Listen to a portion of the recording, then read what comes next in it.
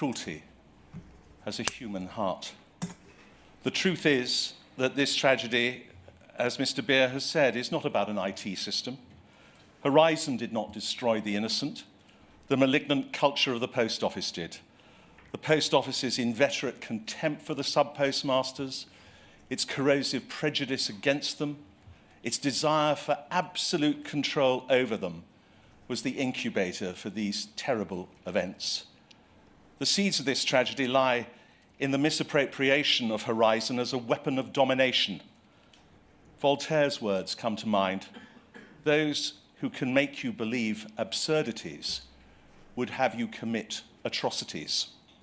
The absurdity was the belief that cascaded from the top down, from the board and the executive to the auditors and the investigators, that Horizon was incapable of generating shortfall errors. It was infallible. There were no bugs. And when they were caught in that lie, they used this mantra instead.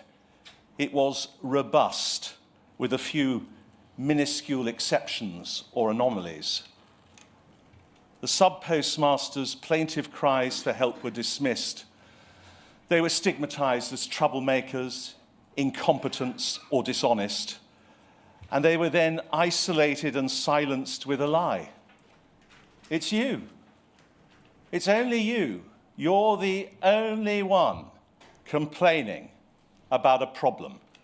There's nothing wrong with the system. Such heartlessness came from the top.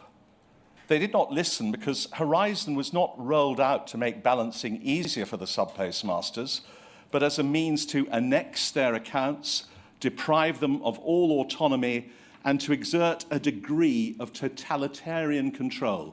It was as if Horizon was its faithful spy for the post office at every branch and every counter, reporting accurately everything back to HQ.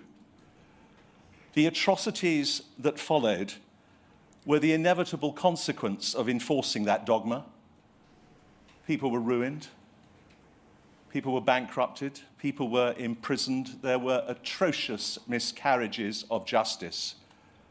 People died. Whether the board and the executive knew of these injustices from the start is an irrelevant diversion.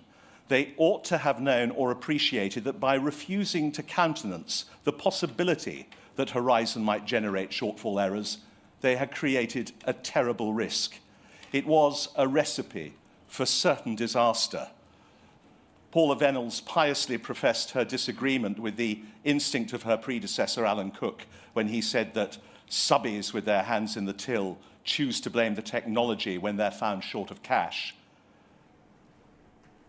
But in 2014, Miss Venables was to write disdainfully, despite, because of course, sir, it was 2014, despite all she then knew, that she was more bored than outraged by the sub-postmaster's complaints.